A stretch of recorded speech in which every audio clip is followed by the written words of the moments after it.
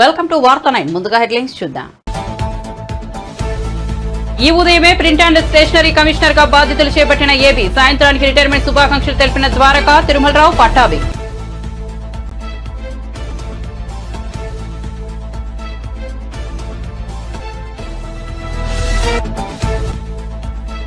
కేసీఆర్ ఇంటికి ప్రభుత్వ ప్రతినిధులు వేణుగోపాల్, అరవింద్ సింగ్ ఉద్యమంలో కీలక పాత్ర ఉందని అందుకే ఆహ్వానించామని వెల్లడి. ఆహ్వానం పట్ల కేసీఆర్ సానుకూలంగా స్పందించారన్న ప్రతినిధులు.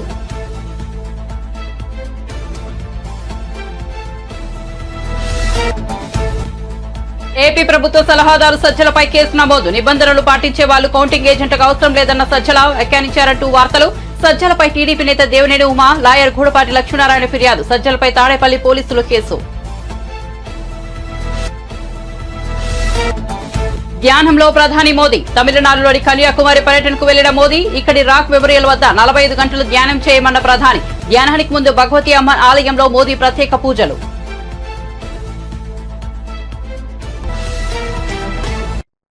ఇక వార్త వివరాల్లోకి వెళ్తే సుదీర్ఘ న్యాయ పోరాటం చేసి ఎట్టకేలకు పోస్టింగ్ అందుకున్న ఏపీ సీనియర్ ఐపీఎస్ అధికారి ఏబీ వెంకటేశ్వరరావు ఈ సాయంత్రం ఉద్యోగ విరమణ చేశారు.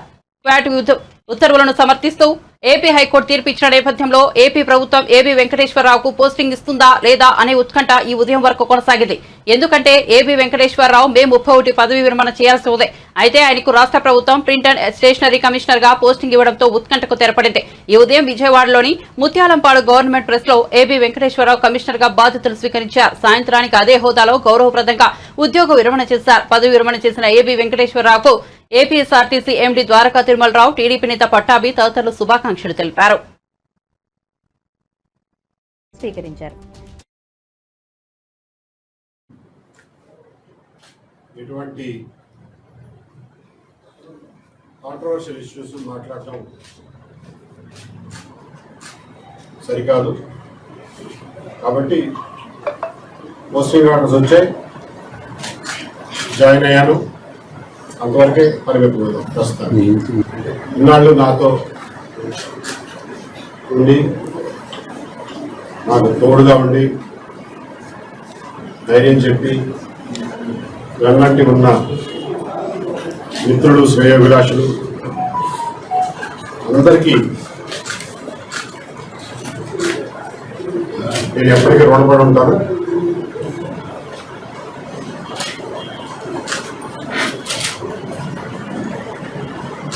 నా ఈ 4 సంవత్సరాల ప్రయాణంలో అన్ని ఒడిదుడుకుల్లోనూ నాతో పాటు తోడుగా ఉన్నటువంటి నా కుటుంబ సభ్యులకి, మిత్రులకి, శ్రేయోభిలాషులకి, దేశ విదేశాల్లో ఉన్న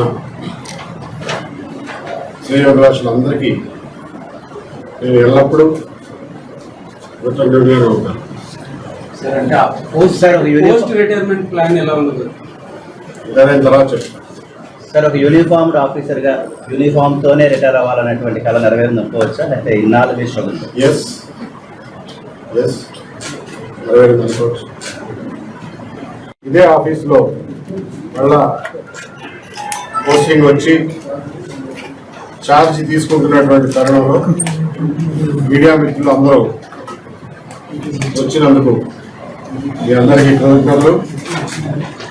అలాగే ఇక్కడికి వచ్చి నాకు అభినందనలు తెలియజేయడానికి వచ్చిన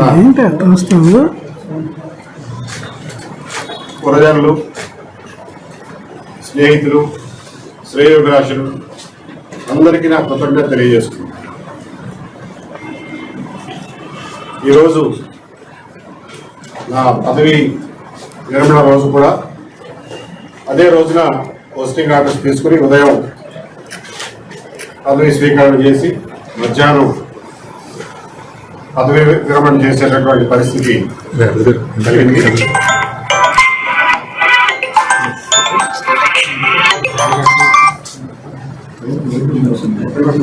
దీనికి కారణాలు ఏమైనప్పటికీ కూడా all is well that ends well. Thank you very much.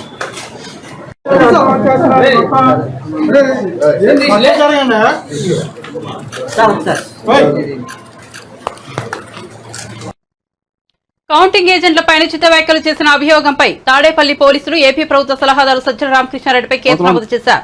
నిబంధనలు పాటించే వాళ్ళు కౌంటింగ్ ఏజెంట్లకు అవసరం లేదని ఇటీవల సజ్జల వ్యాఖ్యానించినట్లుగా వార్తలు వచ్చాయి. ఆయన కామెంట్స్ పై టీడీపీ నేత దేవినేని ఉమా, న్యాయవాది గూడపాటి లక్ష్మీనారాయణ గురువారం చేసిన ఫిర్యాదు మేరకు శుక్రవారం పోలీసులు కేసు నమోదు చేశారు. తెలంగాణ రాష్ట్ర దశాబ్ది ఉత్సవాలకు బీఆర్ఎస్ అధినేత కేసీఆర్ ను కాంగ్రెస్ ప్రభుత్వం ఆహ్వానించింది. ఈ మేరకు సీఎం రేవంత్ రెడ్డి ఆదేశాలతో నందినగర్లోని కేసీఆర్ ఇంటి ప్రభుత్వ ప్రతినిధులు వేణుగోపాల్, అరవింద్ సింగ్ వెళ్లారు. ఆవిర్భావ వేడుకలకు ఆయన ఆహ్వానించిన అనంతరం కేసీఆర్ నివాసం బయట వారు మీడియాతో మాట్లాడుతూ ఆహ్వాన పత్రికను అందించడంతో పాటు కేసీఆర్ కు సీఎం రేవంత్ రెడ్డి రాసిన లేఖను కూడా అందించినట్లు చెప్పారు. ఉద్యమంలో కేసీఆర్ పాత్ర ఉందని అందుకే ఆహ్వానించినట్లు చెప్పారు. ఆహ్వానం పట్ల కేసీఆర్ సానుకూలంగా స్పందించారని తెలిపారు. ముఖ్యమంత్రి ఆదేశాలతో ఉద్యమ నేతగా ఆయనను ఆహ్వానించామన్నారు. ఈ వేడుకలో కేసీఆర్ భాగస్వాములు అవుతారని భావిస్తున్నట్టు చెప్పారు. కాగా విపక్ష నేతగా ఉద్యమ భాగస్వామిగా కేసీఆర్ ను ఆహ్వానిస్తున్నట్లు ప్రభుత్వం వెల్లడించింది.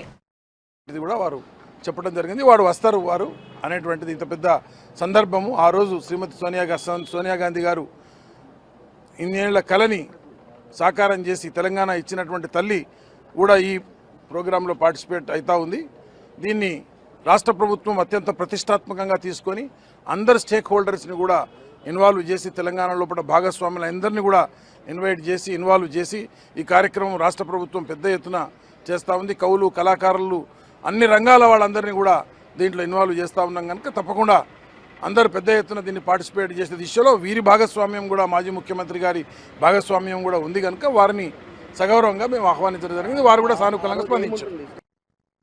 తమిళనాడులోని కన్యాకుమారిలో ప్రధాని నరేంద్ర మోదీ ధ్యానం కొనసాగుతోంది. స్వామి వివేకానంద ధ్యానం చేసిన వివేకానంద రాక్ మెమోరియల్లో మోదీ మెడిటేషన్ కొనసాగిస్తున్నారు. గురువారం సాయంత్రం సముద్రంలోకి వెళ్లిన ఆయన శనివారం మధ్యాహ్నం వరకు అంటే దాదాపు 45 గంటల పాటు ఇక్కడే రేయింబవళ్లు ధ్యానం చేయనున్నారు. అంతకుముందు తాను పోటీ చేస్తున్న వారణాసి లోక్సభ స్థానంలో ప్రచారం ముగించుకున్న ప్రధాని నరేంద్ర మోదీ తమిళనాడులోని కన్యాకుమారి చేరుకున్నారు. అక్కడ ఆయన ముందుగా భగవతి అమ్మన్ ఆలయంలో ప్రత్యేక పూజలు చేశారు. అమ్మవారికి ప్రదక్షిణ చేసి కొబ్బరికాయ, అరటిపండ్లు సమర్పించారు.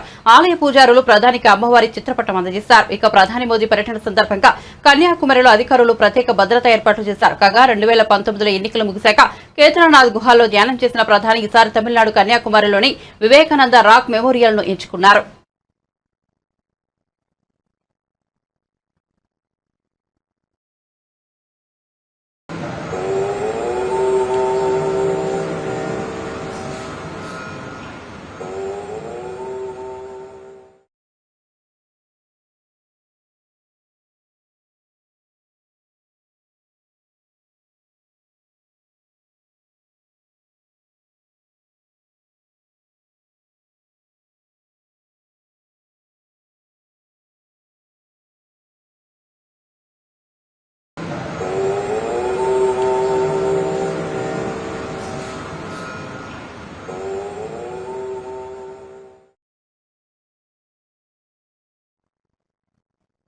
కేసీఆర్ పై దుష్ప్రచారం చేస్తున్న పలు మీడియా ఛానళ్లపై బీఆర్ఎస్ పార్టీ ఫిర్యాదు చేసింది. బంజారాహిల్స్ లోని పోలీస్ స్టేషన్ లో పార్టీ తరపున బాల్కసుమార్ ఫిర్యాదు చేశారు. లిక్కర్ స్కామ్ కేసులో కేసీఆర్ ఇమేజ్ దెబ్బతీసేలా ఏబీఎన్, ఆంధ్రజ్యోతితో పాటు పలు మీడియా ఛానళ్లు అసత్య ప్రచారం చేశారని ఫిర్యాదులో పేర్కొన్నారు. అనంతరం హైదరాబాద్ లోని తెలంగాణ భవన్ లో బాల్కసుమార్ మీడియాతో మాట్లాడారు. 2 టర్ములు తెలంగాణ ప్రజల ఆశీర్వాదంతో అద్భుతంగా తెలంగాణ ప్రజల సంక్షేమం, అభివృద్ధి కోసం కష్టపడి నిరంతరం తపన కొద్ది పనిచేసినటువంటి నాయకుడు. ఒక 50 సంవత్సరాల పాటు సుమారు 5 దశాబ్దాలకు పైగా భారత రాజకీయాల్లో, అదేవిధంగా ఉమ్మడి ఆంధ్రప్రదేశ్ రాష్ట్ర రాజకీయాల్లో, తెలంగాణ రాష్ట్ర రాజకీయాల్లో తనదైన పాత్ర పోషించినటువంటి వ్యక్తి. కాబట్టి అటువంటి కేసీఆర్ గారి ఇమేజ్ను, కేసీఆర్ గారి వారి ఔన్నత్యాన్ని, వారి విశిష్టతను తక్కువ చేసే విధంగా ఇష్టం వచ్చినట్టుగా నిరాధారమైనటువంటి వార్తల్ని ప్రసారం చేయొద్దని ఈ సందర్భంగా నేను ఆయా న్యూస్ ఛానల్స్ని కోరుతా ఉన్నా. ఇవాళ ప్రజాస్వామ్యంలో 4th ఎస్టేట్ అంటారు మీడియాను. మరి ప్రతిపక్షంగా ఉన్న బీఆర్ఎస్ పార్టీకి ప్రజల కోసం, ఈ ప్రాంత అభివృద్ధి కోసం అధికార పక్షంపై వాళ్ళు ఎన్నికల సందర్భంగా ప్రజలకు ఇచ్చినటువంటి మాటల్ని నిలబెట్టుకోవాలనేటటువంటి అంశంపై మేము చేస్తున్నటువంటి పోరాటానికి, కార్యక్రమాలకు మద్దతుగా నిలబడి ప్రజల గొంతుకగా ఉండి ప్రజాస్వామ్యాన్ని రాష్ట్రంలో పరిరక్షించాల్సినటువంటి బాధ్యత ఈ మీడియా తీసుకోవాలి. అబద్ధాలను ప్రసారం చేయడం, అవాస్తవాలను ప్రసారం చేయడం, కేసీఆర్ గారి మీద కోపం కొద్ది కొంతమంది ఏదో చేస్తే దాన్ని ప్రచారం చేయడం, ఈ రకమైనటువంటివి ఇది మంచిది కాదు. ఈ పద్ధతి మానుకోవాలని చెప్పి కూడా నేను హితవలుపుతా ఉన్నా. డెఫినెట్గా బీఆర్ఎస్ పార్టీ నిర్ణయం తీసుకున్నది. రాబోయే రోజుల్లో కూడా మేము రాజ్యాంగానికి లోబడి చట్టబద్ధంగా లీగల్ ఫైట్ ఖచ్చితంగా, అవి న్యూస్ ఛానల్స్ అయినా, అవి పేపర్లైనా, సోషల్ మీడియాకి సంబంధించినటువంటి అంశాలైనా డెఫినెట్గా కేసీఆర్ గారి ఇమేజ్ కానీ బీఆర్ఎస్ పార్టీ నాయకుల ఇమేజ్ దెబ్బతీసే విధంగా ఎవరు కూడా తప్పుడు వార్తలు, తప్పుడు స్టోరీలు ఏవి కూడా ప్రసారం చేసినా, తప్పుడు కథనాలు ఏవి కూడా ఇచ్చినా ఖచ్చితంగా మేము ఫైట్ చేయాలని చెప్పి నిర్ణయించుకున్నాం. ఈ విషయాన్ని ఎవరిని విస్మరించము, వదిలిపెట్టబోము. ఖచ్చితంగా చట్టపరంగా మాకున్నటువంటి రాజ్యాంగపరమైనటువంటి హక్కుల్ని న్యాయపరంగా మేము వినియోగించుకుంటాం. సో నేను మళ్ళొక్కసారి కూడా కోరుతా ఉన్నా, సో ఇటువంటి మానుకోవాలని చెప్పి సదరు మీడియా సంస్థల్ని కోరుతా ఉన్నా. మేము పోలీస్ శాఖ వారిని కూడా ఇందాక కోరినాం. మేము అక్కడ బంజారాహిల్స్ పోలీస్ స్టేషన్లో కంప్లైంట్ ఇచ్చినప్పుడు ఖచ్చితంగా ఇటువంటి కంట్రోల్ చేయాలి. మేము ఇచ్చినటువంటి పిటిషన్ను స్వీకరించి వివిధ సెక్షన్లలో మేము మెన్షన్ చేసినాం. ఏ రకంగా వాళ్ళు తప్పుడు వార్తలు ప్రసారం చేసిర్రు, ఏ రకంగా ఉద్దేశపూర్వకంగా కేసీఆర్ గారి ఇమేజ్ని దెబ్బతీయాలని చెప్పి కుట్రపూరితంగా ఏ రకంగా చేసిర్రో సెక్షన్స్ కూడా మేము మెన్షన్ చేసి మరి ఇచ్చినాం. సో వాటి ప్రకారం చర్యలు తీసుకోవాలని చెప్పి కూడా మేము కోరడం జరిగింది. సో భవిష్యత్తులో ఇటువంటి జరగకుండా పోలీస్ యంత్రాంగం కూడా తమ వంతు పాత్ర పోషించాలని చెప్పి కోరడం జరిగింది. సో అంతిమంగా డెఫినెట్గా బీఆర్ఎస్ పార్టీ ఒక ప్రధాన ప్రతిపక్షంగా ఈ రాష్ట్రంలో ప్రభుత్వం ప్రజలకు ఇచ్చినటువంటి హామీలను నిలబెట్టుకోవడానికి ప్రభుత్వంపై పోరాటం చేస్తూనే తెలంగాణను తెచ్చిన పార్టీగా, తెచ్చిన తెలంగాణను 10 ఏళ్ళు బ్రహ్మాండంగా అభివృద్ధి దిశగా దేశానికే తలమానికంగా తీర్చిదిద్దినటువంటి పార్టీగా తెలంగాణ అస్తిత్వం కోసం, తెలంగాణ సంస్కృతి పరిరక్షణ కోసం, తెలంగాణ ప్రాంత ప్రయోజనాలు, తెలంగాణ ప్రజల హక్కుల కోసం నిరంతరం కేసీఆర్ గారి నాయకత్వంలో ఈ పార్టీ ఎవరెన్ని కుట్రలు చేసినా, ఎవరెన్ని తప్పుడు కథనాలు సృష్టించినా, ఎవరెన్ని వ్యక్తిత్వాలను దెబ్బతీసే, మా నాయకుల వ్యక్తిత్వాలను దెబ్బతీసే ప్రయత్నాలు చేసినా మా పోరాటాన్ని ఖచ్చితంగా కొనసాగిస్తాం. నేను మీడియాను కూడా కోరుతా ఉన్నా, ప్రజాస్వామ్యంలో మీరు 4th ఎస్టేట్, డెఫినెట్గా మీరు కూడా సహకరించండి. అందరం కూడా కలిసి రాష్ట్ర ప్రజలకు ప్రయోజనం కలిగే విధంగా, రాష్ట్రం మంచిగా ముందుకు సాగే విధంగా ప్రతిపక్షంగా, అదేవిధంగా మీడియా ప్రజాస్వామ్యంలో 4th ఎస్టేట్గా కలిసి పనిచేద్దామని చెప్పి కూడా నేను కోరుతా ఉన్నాను. Thank you. వినిపిస్తుంది ఆడియో? ఓకేనా? మొన్న ఢిల్లీ కేసీఆర్ ను కాపాడేందుకు బీజేపీ ప్రయత్నిస్తోందని, అందులో భాగంగానే సీబీఐ విచారణ కోరుతోందని ఎమ్మెల్సీ జీవన్ రెడ్డి విమర్శించారు. గాంధీభవన్లో ఆయన మీడియాతో మాట్లాడారు. ఫోన్ ట్యాపింగ్ దోషులను శిక్షించాలని కోరుతూ బీఆర్ఎస్ మిత్రపక్షమైన బీజేపీ ధర్నా చేయడం విడ్డూరంగా ఉందన్నారు. పార్లమెంట్ ఎన్నికల్లో బీఆర్ఎస్ బీజేపీకి ఎలా కొమ్ము కాసిందో చూశామని చెప్పారు. అంతవరకు పల్లెత్తు ఆ అంశంపై మాట్లాడనటువంటి భారతీయ జనతా పార్టీ నాయకులు ఇలా రాష్ట్ర పోలీసు అధికార యంత్రాంగం సమర్థవంతంగా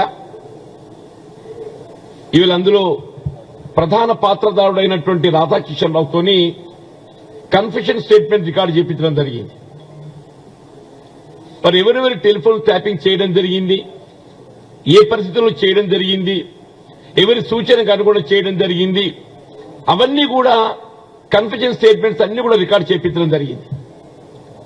while investigation is in progress, దాన్ని ఏదైతుందో ఏ విధంగా నిలువరింప చేయాలనే తలంపుతో ఏదైతుందో నిన్నటి పార్లమెంట్ ఎన్నికల్లో మనకు తెలియంది కాదు బీఆర్ఎస్ పార్టీ ఏ విధంగా బీజేపీకి కొమ్ము కాసిందో, ఏ విధంగా బీఆర్ఎస్ పార్టీ బీజేపీకి కొమ్ము కాసిందో, దానికి ప్రతిగా బీజేపీ ప్రత్యుపకారం ఏదైతున్నదో బీఆర్ఎస్ అధ్యక్షుడు కేసీఆర్ గారిని ఈ నేరంకి వెళ్ళి బెయిల్అవుట్ చేయాలి, ఏ విధంగా కాపాడాలనేటువంటి ఒక తాపత్రయంతో ఈ అంశాన్ని పక్కదారి పట్టింపు చేయాలనేటువంటి ఒక ఆలోచనతో ఈ నిరసన దీక్షలు చేస్తుంటే యావత్ రాష్ట్ర ప్రజానికే గమనిస్తుందని చెప్పి అంటున్నాను. రాష్ట్రంలో ప్రభుత్వం ఏర్పడి దాదాపు 5 మాసాలు గడుస్తుంది, 5-6 మాసాలు గడుస్తుంది. వీళ్ళ కాళేశ్వరం ప్రాజెక్టు సంబంధించి వీళ్ళ కేంద్ర ప్రభుత్వ ఏజెన్సీస్ తోని దాన్ని విచారణ చేపించడమే కాకుండా జ్యుడిషియల్ ఎంక్వైరీ ఆర్డర్ చేయడం జరిగింది. వీళ్ళ సంబంధిత వ్యవహారంపై చర్యలు తీసుకోపోబోయే ముందు వాస్తవానికి అనుగుణంగా ఏదైతుందో చర్యలు ఉండాలన్నట్టుగా భావన తలంపుతోని న్యాయ విచారణ ఆదేశించడం జరిగింది. న్యాయ విచారణ నిష్పక్షపాతంగా ఉంటుంది, బాధ్యులపై చర్యలు తీసుకోవడానికి ఏదైతుందో మనకు ఆస్కారం ఉంటుందనే భావనతోని జ్యుడిషియల్ ఎంక్వైరీ ఇప్పిస్తే కాళేశ్వరం ప్రాజెక్టు చర్యలు ఇంకా నాకు అర్థమే కాదా అని చెప్పంటున్నాను నేను. నువ్వు ఎంతవరకు సిబిఐని ఏదైతుందో ఇలా భారతీయ జనతా పార్టీ ఇవాళ ఒక వాళ్ళ ఏజెన్సీగా మరల్చుకునే ఒక భావంతో ఏమనంటే సిబిఐ ఎన్ఫోర్స్మెంట్ డైరెక్టరేట్ నేను ఆపాదించాలి, లొంగ తీసుకోవాలి, పార్టీలో కలుపుకోవాలి అనే వాస్తవాన్ని గమనించాలని చెప్పంటున్నాను నేను. ఇలా మీరు కేసీఆర్ ను ఈ టెలిఫోన్ ట్యాపింగ్ తప్పించాలని చెప్పని ఎన్ని కుట్రలు కుతంత్రాలు చేసినా గానీ కేసీఆర్ తప్పించడం మీ తరం కాదు అని చెప్పంటున్నాడు. కేసీఆర్ నిండా పురుగబోయిండు, అందులో టెలిఫోన్ ట్యాపింగ్ వ్యవహారంలో కేసీఆర్ నిండా పురుగబోయిండు. ఆయన కాపాడడం మీ తరం కాదు కదా, ఇవ్వడు తరం కాదు అని చెప్పంటున్నాను నేను. కేసీఆరే కాదు, ఆయన ప్రభుత్వంలో ఆయనకు దీనికి అనుబంధంగా ఎవరెవరు ఉన్నా కానీ అందరినీ వెలికి తినదొద్దని చెప్పంటున్నాను. దయచేసి ఏదైతున్నదో మీరు బిఎల్ సంతోష్ 2 సంవత్సరాలు గడిచిందయా, 2 సంవత్సరాలకి వెళ్ళి ఏదైతుందో నువ్వు ఎప్పుడైతే కేసీఆర్ గారు బిఎల్ సంతోష్ కుట్రపూరితంగా నేరంలో ఇరికించాలని ప్రయత్నం చేసినని చెప్పని మీరు భావిస్తున్నారో మరి ఎందుకు దాన్ని నిలువరింపజేయలేకపోయారు, ఎందుకు వాస్తవాలు వెలికి తీయలేకపోయారు అంటే మీ సమర్థత ఎంత కనబడుతుంది కదా. ఇవాళ ఏదైతున్నదో ఇవాళ భారతీయ జనతా పార్టీ కేంద్ర ప్రభుత్వ సమర్థత ఎంత అనేది కనబడుతుందని చెప్పి అంటున్నా. స్వయంగా మీ అధినాయకుడిని కేసులో ఇరికించే ప్రయత్నం చేయడం జరిగింది కుట్రపూరితంగా అని చెప్పని మీరు ఎప్పుడైతే భావిస్తున్నారో ఆ కుట్రలు ఛేదించి వైఎస్ జగన్మోహన్ రెడ్డి మరోసారి ముఖ్యమంత్రి కాబోతున్నారనే దుగ్ధతో రామోజీరావు పచ్చబీడి అసైడ్ భూములపై రాతలు రాస్తున్నారని రాష్ట్ర సాంఘిక సంక్షేమ శాఖ మంత్రి మేరుగ నాగార్జున మండిపడ్డారు.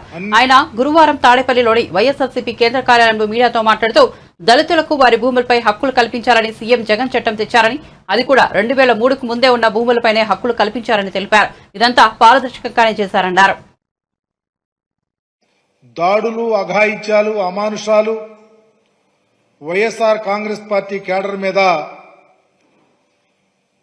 ఇష్టారాజ్యంగా దాడులు చేయించి వ్యవస్థలను చేతిలో పెట్టుకొని ఎన్నికలు జరిగిన నేపథ్యంలో కొత్త ఆలోచనకు వచ్చేశారు. వైఎస్ఆర్ కాంగ్రెస్ పార్టీ అధికారంలోకి వచ్చేస్తుంది, ఏదో ఒక రకంగా గుడ్డగాల్చి నెత్తినేయాలా, పార్టీని కానీ నాయకులు కానీ ఏదో ఒక రకంగా వారి మీద బురద జల్లాలని ఒక ఆలోచన తప్ప తెలుగుదేశం పార్టీకి కానీ తెలుగుదేశం పార్టీకి సపోర్ట్ చేస్తున్నటువంటి మీడియా సంస్థలు కానీ ఎక్కడా వెనుకాటల్లా. ఇదిగో లక్షల ఎకరాల అసైన్మెంట్ భూములు కొట్టేసేది కుట్ర అంట. నేను అడుగుతా ఉన్నా, సిగ్గట్టా లేదు ఈ పత్రిక యజమానికి అడుగుతా ఉన్నా. దేశంలో పర్టికులర్గా కంబైన్డ్ రాష్ట్రంలో ఆంధ్రప్రదేశ్ రామోజీ ఫిల్మ్ సిటీకి సంబంధించి నీ ఫిల్మ్ సిటీలో దళితుల భూములున్నాయి, నువ్వు అప్పళంగా కొట్టేశావు. ఏ రోజన్నా నువ్వు ఈ పత్రికలో ఎందుకు రాయలేకపోయావని అడుగుతా ఉన్నా. జగన్మోహన్ రెడ్డి గారు అసైన్మెంట్ చట్టాన్ని తీసుకుంది ఆషామాషిగా తీసుకోలా. 2003కి ముందు 20 సంవత్సరాలకు ముందు ఏ దళితుడైతే భూమిని పండించుకుంటా ఉన్నాడో, వారి పేరు మీద ఉందో దానికి ఒక ప్రత్యేకమైన చట్టం తెచ్చి ఒకవేళ ఎవరైనా మధ్యలో దానిని రాయించుకున్నా 20 సంవత్సరాలు అయిపోయిన తర్వాత అదే దళితుడకు దానిని అసైన్ చేసి వాళ్ళకు హక్కు కల్పించాడు. మీరు రాసిన వెర్రి రాతలకు ఎవరో వాళ్ళు చేయించుకున్నారు, వీళ్ళు చేయించుకున్నారు లేకపోతే అని చెప్పి రాస్తే అవి కాదు. 20 years కంప్లీట్ అవ్వాలా. మరలా ఏ దళితుడికైతే అసైన్ చేసిందో ఆ దళితుల పేరు మీద వస్తే వాళ్ళు అమ్ముకోవచ్చు, ఎవరైనా కొనుక్కోవచ్చు. ఏదో నాగార్జున ఇంకొకళ్ళో రాయించుకున్నారు చెప్తా ఉన్నారే, ఆ ఎన్ని అభూత కల్పనలు. మేము చెప్తా ఉన్నాం, ఎవరు రాయించుకున్నా చట్టానికి లోబడి రిజిస్ట్రేషన్ అవ్వాల్సిందే. మీకులాగా రాజధాని ప్రాంతంలో చంద్రబాబు నువ్వు నీ అంటుకో 4,000 కోట్ల రూపాయలు ఖరీదు చేసే దగ్గర 1,100 ఎకరాలు తెలంగాణ రాష్ట్ర చిహ్నంలో అమరవీరుల స్తూపం ఉంటే కేటీఆర్ కు అభ్యంతరం ఏమిటని T Congress working president Mahesh Kumar Goud ప్రశ్నించారు. ఆయన గాంధీ భవన్ లో మీడియాతో మాట్లాడుతూ బీఆర్ఎస్ ను కేసీఆర్ ను నమ్మే స్థితిలో ప్రజలు లేరని అన్నారు. ప్రజల ఆకాంక్షల మేరకే ప్రభుత్వ పాలన ఉంటుందని మహేష్ కుమార్ గౌడ్ పేర్కొన్నారు. స్పోక్స్ పర్సన్ అందరు కలిసి వాళ్ళ ఘనత కేసీఆర్ కుటుంబ సభ్యులది. 10 ఏళ్లుగా నీళ్ల పేరిట భూముల పేరిట విచ్చలవిడిగా దోపిడీకి పాల్పడినందున వారిని ప్రజలు తిరస్కరించి ప్రజాస్వామ్య పద్ధతిలో ఇవాళ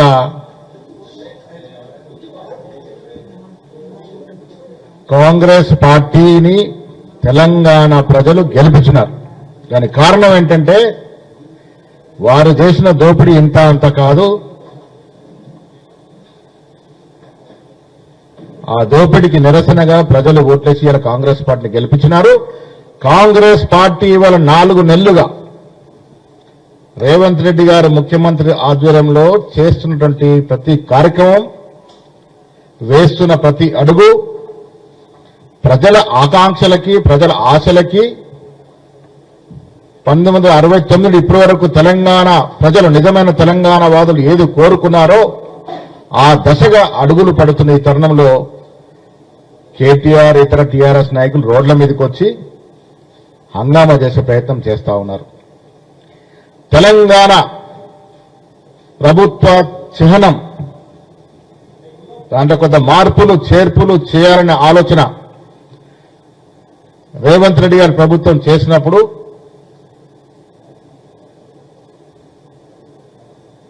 తెలంగాణ ఎంబ్లంలో చిహ్నంలో అసలు తెలంగాణ రావటానికి కారకులైనటువంటి ఉద్యమకారులు, ఆనాడు ప్రాణాలు అర్పించినటువంటి విద్యార్థులు, నిరుద్యోగులు, వారి జ్ఞాపకార్థం ఉంచుకున్నటువంటి అమరవీరుల స్తూపాన్ని తెలంగాణ చిహ్నంలో తీసుకొస్తామంటే మీకున్న నొప్పేంటని అడుగుతా ఉన్నాను. కేసీఆర్, కేటీఆర్ కి అమరవీరుల స్తూపం యొక్క ఆకారాన్ని తెలంగాణ ప్రభుత్వం రూపొందించే చిహ్నంలో పెడతానంటే మీకున్న కడుపు నొప్పి ఏమిటని అడుగుతా ఉన్నాను. అమరవీరుల స్తూపం యొక్క ఆకారాన్ని ఎందుకు పెట్టకూడదని అడుగుతా ఉన్నాను. ఎందుకు ఇంత నానా యాగి చేస్తా ఉన్నారు మీరు? వారి వల్లే కదా తెలంగాణ వచ్చింది. ఆ అమరుల త్యాగాల వల్ల తెలంగాణ వచ్చింది. ఆ అమరులు స్మరించుకునే విధంగా ఆ అమరుల స్తూపాన్ని తెలంగాణ చిహ్నంలో జత చేస్తే మీకున్న నొప్పేంటి, బాధ ఏంటి, ఎందుకింత నానా యాగి మీరు చేస్తా ఉన్నారన్న మాట అడుగుతా ఉన్నాను. దీనికి కారణం మాకు అర్థమవుతుంది ఏంటంటే అమరవీరుని స్మరించుకుంటే ఇప్పటి వరకు చేవెళ్ల బీజేపీ ఎంపీ అభ్యర్థి కొండా విశ్వేశ్వరరెడ్డి కీలక వ్యాఖ్యలు చేశారు. శుక్రవారం ఆయన మీడియాతో మాట్లాడుతూ 2017 కంటే ముందు నుంచే ఫోన్ వ్యవహారం నడుస్తోందని కీలక ఆరోపణలు చేశారు. ఈ విషయంలో బీఆర్ఎస్ పార్టీని డిజాల్వ్ చేయాలని ఈసీకి లేఖ రాస్తా అని కీలక ప్రకటన చేశారు. ఫోన్ ట్యాపింగ్ వ్యవహారంలో సీఎం రేవంత్ రెడ్డి కూడా బాధితుడే అని గుర్తు చేశారు. నిందితులను శిక్షించకపోతే బీఆర్ఎస్ కాంగ్రెస్ కు మధ్య ఒప్పందం ఉందని ప్రజలకు తెలిసిపోతుందని అన్నారు. నిందితులు ఎవరో తెలిసాక కూడా మౌనం మంచిది కాదని హితవు పలికారు. దీని మీద మా హక్కే ఉండని అది వాళ్లకు నెత్తిలకెక్కిపోయింది. కానీ ఈరోజు మనం ఫోన్ ట్యాపింగ్ గురించి వింటున్నాము. అది నిన్న మొన్న కాదు, అది 2017 కంటే ముందు నుంచే జరుగుతున్నది. అప్పుడే వాళ్ళు ఫోన్ ట్యాపింగ్ ద్వారా మరి ఎన్నో సర్వేల ద్వారా అప్పుడే తెలిసిపోయింది ఏంటంటే టిఆర్ఎస్ పార్టీ ఓడిపోతుంది.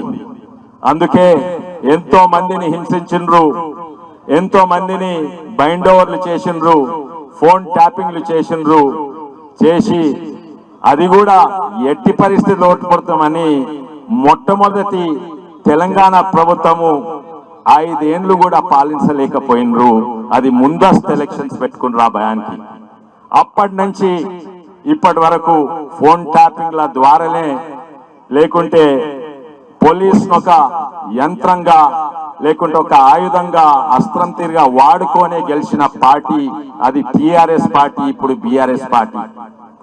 ఆ పార్టీని నేను ఎలక్షన్ కమిషన్ కు తప్పక రాస్తాను.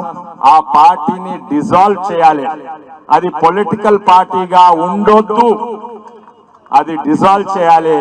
ఇటువంటి పార్టీలు ఓ కుటుంబ పాలన దేశానికి, రాష్ట్రానికి, సమాజానికి నష్టము. ఎన్నో ఉదాహరణలు ఉన్నాయి. మన ముఖ్యమంత్రి గారినే హింసించిండ్రు, ముఖ్యమంత్రి గారిని ఫోన్ ట్యాప్ చేసిండ్రు. ఇప్పుడున్న ముఖ్యమంత్రి గారిని ఆయన సొంత బిడ్డే ఎంగేజ్మెంట్ కు పోనీయలేదు. ఆయన ఎలక్షన్స్ అప్పుడు కొడంగల్లా ఆయన ఫోన్లు ట్యాప్ చేసి ఆయన ఇంటిని రేట్ చేసిండ్రు. నేను అనుకుంటున్నా ఏంటంటే వారు చర్యలు తీసుకుంటారు. సిబిఐ ఎంక్వైరీ కూడా అవసరం లేరు వారు అనుకుంటే, కానీ ఎందుకు తీసుకుంటలేరు? ఇంకా కొంచెం సమయం పడితే సమయం పడని గాని మా మీద ఆరోపణ పెట్టిండ్రు, మీరు కవితాన్ని చేయలేదు, అందుకే మీరు పొత్తున్నది టిఆర్ఎస్ బిఆర్ఎస్ ఇంకా బీజేపీ మధ్యలో. ఇప్పుడు ప్రజలు అనుకోరా మీకు కూడా పొత్తుంది, అందుకే అసలుకు మెయిన్ నిందితుడు ఎవరు? వాడుకున్న పోలీస్ కాదు, ఇది సీఎం గారి కుమారుడే వాడుకున్నారు. వాళ్ళే A1 చేయాలని నేను అనుకుంటున్నాను. ఇవి మీకు ఇంకా సమయం ఉన్నది, వీరి మీద చర్యలు తీసుకోవాలి. ఇంకోటి ఏంటంటే తిరుమల శ్రీవారిని కేంద్ర హోంమంత్రి అమిత్ షా శుక్రవారం దర్శించుకున్నారు. ఆయనకు టీటీడీ ఈవో ధర్మారెడ్డి, ఆలయ అర్చకులు మర్యాదలతో స్వాగతం పలికారు. అనంతరం గర్భాలయంలోకి వెళ్లిన అమిత్ షా స్వామివారిని దర్శించుకుని మొక్కులు చెల్లించారు. దర్శనానంతరం అమిత్ షాకు రంగనాయకుల మండపంలో పండితులు ఆశీర్వచనం చేశారు. ఈవో ధర్మారెడ్డి స్వామివారి తీర్థ ప్రసాదాలు, చిత్రపటాన్ని అందజేశారు.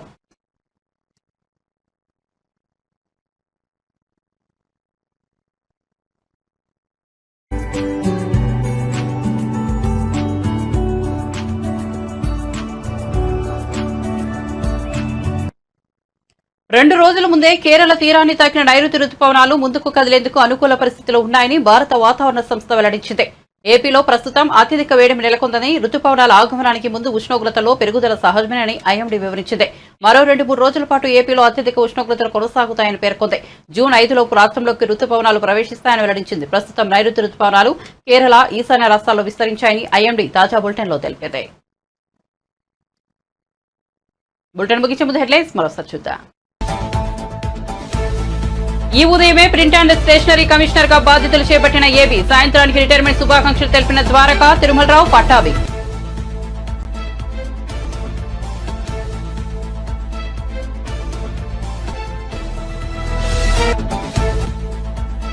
కేసీఆర్ ఇంటికి ప్రభుత్వ ప్రతినిధులు వేణుగోపాల్, అరవింద్ సింగ్ ఉద్యమంలో కీలక పాత్ర ఉందని, అందుకే ఆహ్వానించామని వెల్లడి. ఆహ్వానం పట్ల కేసీఆర్ సానుకూలంగా స్పందించారన్న ప్రతినిధులు.